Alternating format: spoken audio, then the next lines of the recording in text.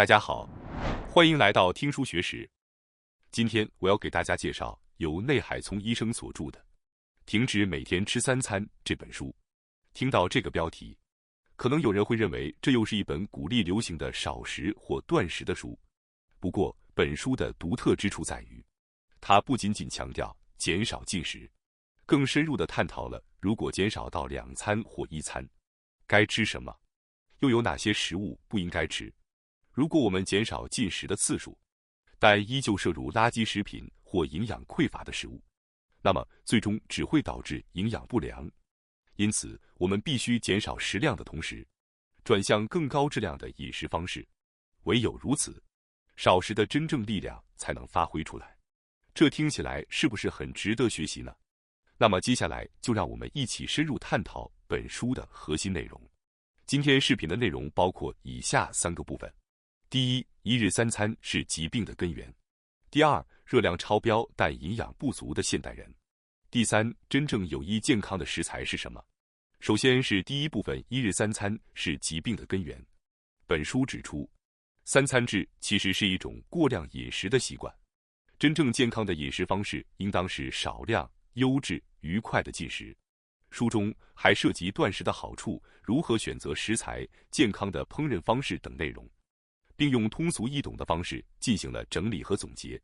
作者特别希望那些对饮食关注较少的女性朋友和母亲们能够阅读本书，因为她们的选择直接影响到孩子的健康。当然，这不仅仅是妈妈们的责任，爸爸们也同样需要承担起守护孩子健康的使命。如今，越来越多的人开始关注健康，毕竟没有人想生病。但我们是否真正意识到，许多疾病的根源其实是日常的饮食习惯？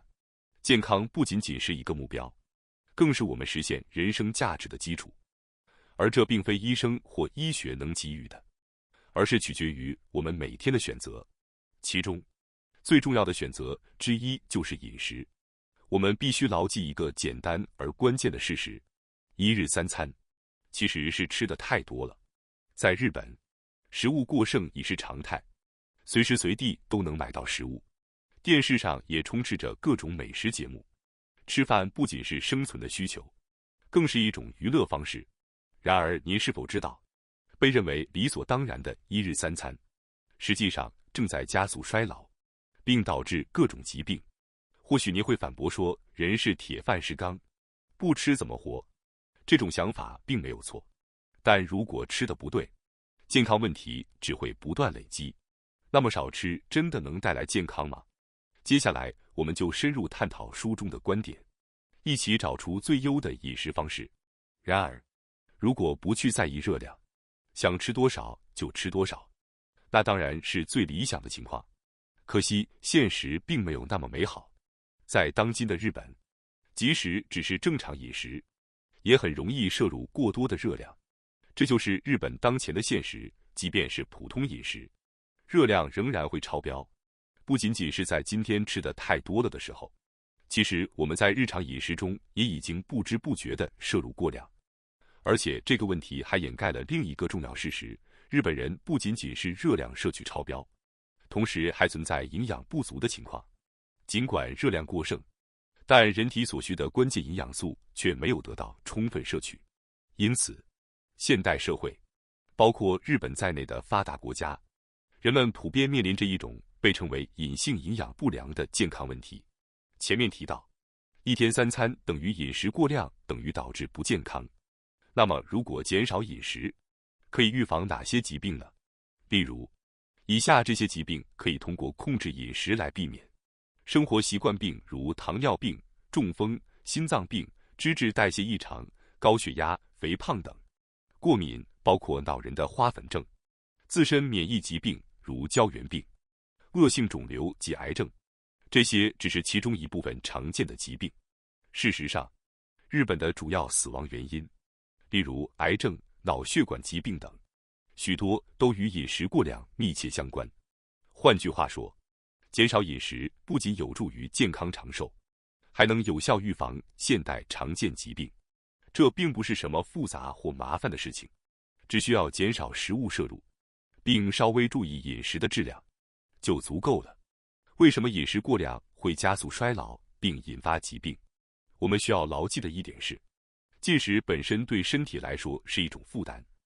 我们通过进食来摄取营养，维持生命和获取能量，但与此同时，消化和吸收食物是一个漫长且繁琐的过程。实际上，消化食物对身体来说是一个相当累人的过程。如果摄入过多食物，胃肠、肝脏等内脏器官必须一直不停地工作，长时间下来，它们会逐渐疲劳、耗损，最终导致衰老加速。此外，还涉及活性氧、自由基的问题。活性氧是在食物被转化为营养和能量的过程中不可避免产生的副产物，它会损伤细胞，加速衰老。虽然人体具备清除活性氧的能力，但这个机制是有限的。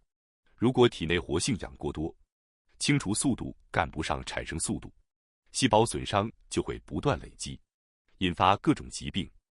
而造成活性氧过量的主要原因之一，就是饮食过量。因此，为了保持健康，我们应该尽量减少消化系统的负担。换句话说，就是只吃身体真正需要的量。但如果按照每天3餐的习惯，显然会超出最低所需的摄入量。因此，作者明确指出，一天3餐的饮食习惯会对身体施加不必要的负担，加速衰老，是极不健康的生活方式。不仅如此，从人类历史来看，饮食过量和现代疾病的流行是密切相关的。糖尿病、过敏、癌症等所谓的现代病，正是人类开始过量进食后才大规模出现的。在医疗技术发展后，我们减少了因感染症和意外事故而死亡的风险，但与此同时，现代社会的饮食结构导致了另一种疾病的激增。这些疾病的共同点就是与饮食过量有关。人类的身体是为饥饿设计的。事实上，我们的身体是建立在饥饿为前提的进化结果。对于生物而言，摄取食物是生命存续的关键，而食物的获取并不是一件轻松的事。例如，肉食动物需要捕猎，若捕不到猎物，就无法进食；草食动物需要不断寻找可食用的植物，如果没有找到，就必须忍受饥饿。人类过去依赖狩猎、采集、耕种，粮食欠收时同样会面临食物短缺。换句话说，在自然环境下，食物的供应从来不是稳定的，因此，人体进化出了应对饥饿的机制，能够在短暂缺乏食物时，通过消耗体内储存的脂肪和糖原来维持生命。可以将这种机制类比为存钱。当有多余的能量时，身体会存入能量银行，当食物短缺时再取出使用。然而，现代社会的状况完全不同，如今食物随时可得，许多人反而陷入了饮食过量的状态。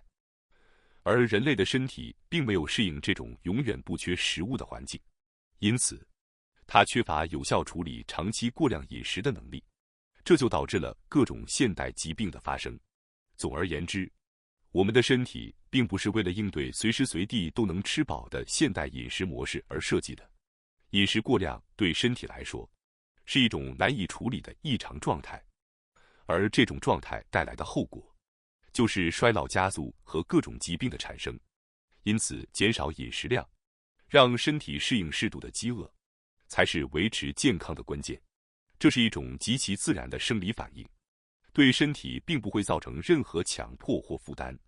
即使每天进行3餐，这种反应也只是我们日常在进餐间隙发生的正常现象。换句话说，我们的身体本来就是以饥饿为前提设计的。从这个角度来看，忽视这一前提的过度饮食会给身体带来多大的负担，也许你会有所体会。可以说，我们如今的生活方式，就是不断地从外部摄取营养，而不充分利用身体本身具备的功能，结果就是摄入的食物远超身体所需，因此发胖是必然的。而为了消化吸收这些过量的食物，身体被迫承受额外负担，导致疾病也就不足为奇了。接下来是第2部分，热量超标但营养不足的现代人。在前一部分，我们已经探讨了吃的过多的问题，而更严重的是，现代人虽然摄入了过多的热量，却依然处于严重的营养不良状态。这是因为我们吃的大部分食物虽然富含热量，却缺乏真正对身体有益的营养。换句话说，尽管摄入的热量足够甚至超标，但身体真正需要的营养素却远远不够，最终导致热量超标却营养不良的状况。这些毫无营养价值的食物最典型的代表就是垃圾食品，像添加了大量食品添加剂的零食、甜点、快餐、便利店便当、预制菜等，都是导致这一现象的罪魁祸首。有人可能会想，汉堡、便当里不是也有肉、鱼、蔬菜吗？应该也含有营养吧？如果您这样想，那就大错特错了。实际上，这类食物的原材料大多质量低劣，含有大量有害物质，几乎无法提供真正的营养。除了垃圾食品，另一个导致热量超标但营养贫乏的罪魁祸首是精致食品，比如白砂糖、白米、白面包、意大利面、拉面等，这些都是纯糖分的集合体，营养价值极低。同时，近年来蔬菜的营养价值也在急剧下降，这一点同样不能忽视。如今不仅是垃圾食品和精致食品，就连原本应该是营养来源的蔬菜，也变成了高热量、低营养的食品。更糟糕的是，当身体陷入营养不良状态时，我们会产生更强烈的食欲，因为营养不足，大脑会不断发出吃更多的信号，促使我们摄取更多的食物。然而问题在于，我们吃的依然是高热量、低营养的食品，因此营养不良状况并不会改善。特别是碳水化合物和甜食中的糖分，容易让人产生短暂的饱腹感。当我们因为饥饿吃零食，又在正餐时大量摄取拉面、白米饭等高碳水食物，就会迅速陷入热量超标的状态。然而，这种饮食方式并不能真正补充身体所需的营养。大脑喜欢糖分，因此我们往往用糖分来欺骗自己，满足短暂的口腹之欲。这正是糖瘾的典型表现。如此一来，热量超标但营养不良的状况只会不断恶化。那么，我们应该如何应对这一问题呢？首先，我们要减少饮食次数，以此控制热量摄入。同时，既然减少了饮食次数，就更需要确保每一餐都富含营养，避免陷入营养不良。这两个条件必须同时满足，否则健康状况只会恶化。可能有人会担心减少饮食次数会对身体造成影响，然而作者认为，如果摄取足够的营养，成年人每天只吃一餐就足够了。实际上，我们之所以每天吃3餐，只是因为美味的食物随处可得，满足了大脑的欲望，但身体并不需要如此频繁的进食。可以这样理解，我们只是顺从了大脑的食欲，但对身体而言，这样的饮食模式无疑是过量的。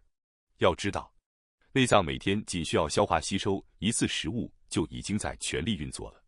不过需要强调的是，一天一餐的前提是必须摄取真正富含营养的食物。如果仅仅减少饮食次数，却依然食用垃圾食品，那只会加剧营养不良。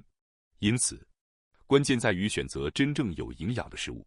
如果我们仍然维持现有的饮食结构，仅仅减少食物摄入量，结果只会导致更严重的营养不足。试想，如果每天只吃1顿饭，而这顿饭却是垃圾食品，那必然会陷入极端的营养缺乏状态。到底什么才是真正有营养的食物呢？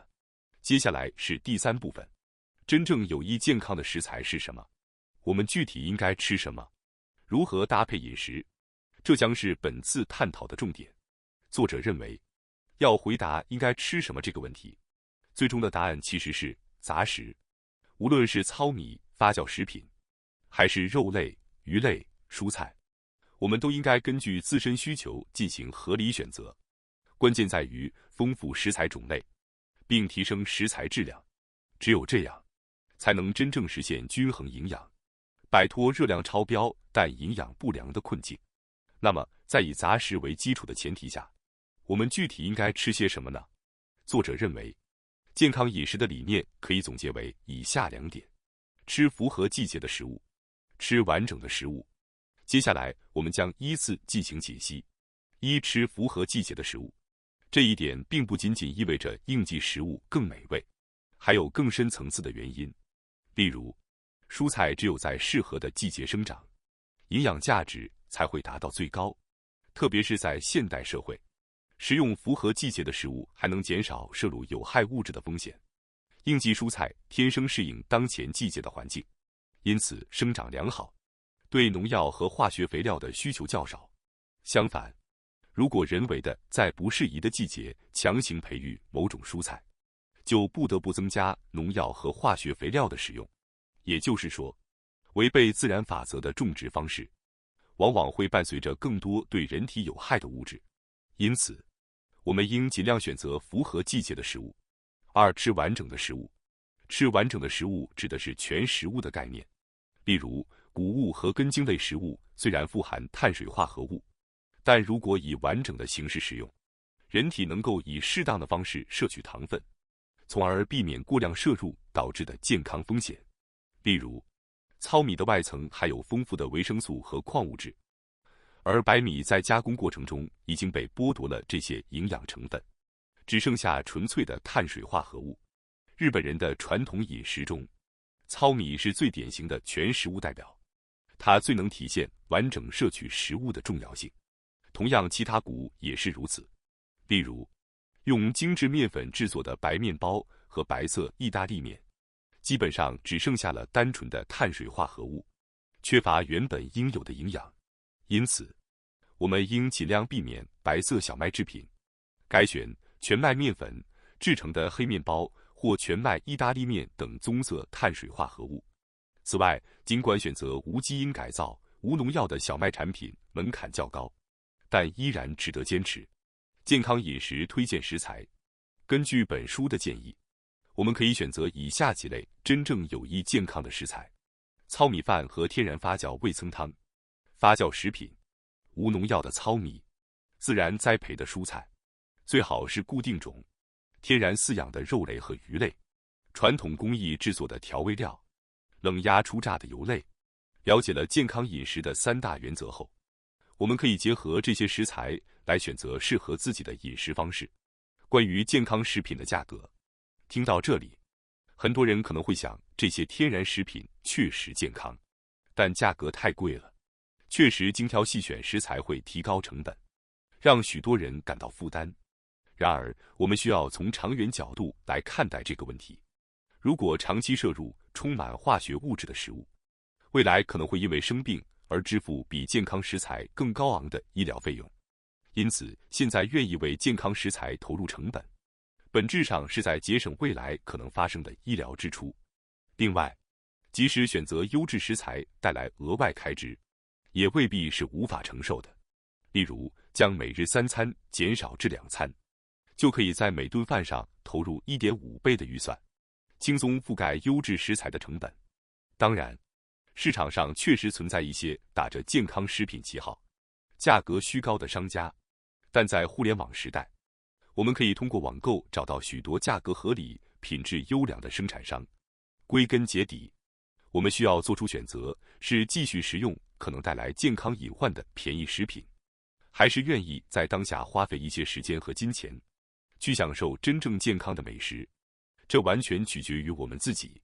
总而言之，本书提出了与传统饮食观念不同的见解，强调减少进食频率对健康的益处。当然，饮食习惯因人而异，关键在于找到适合自己的方式。如果您对这种饮食理念感兴趣，不妨尝试调整自己的饮食节奏，看看是否能带来更好的健康状态。感谢大家收看今天的节目。如果你喜欢我们分享的内容，记得点赞、订阅并开启小铃铛通知，第一时间获取我们的更新。在下次的节目中，我们将继续为大家分享更多有益的书籍。再次感谢大家的支持，我们下期再见。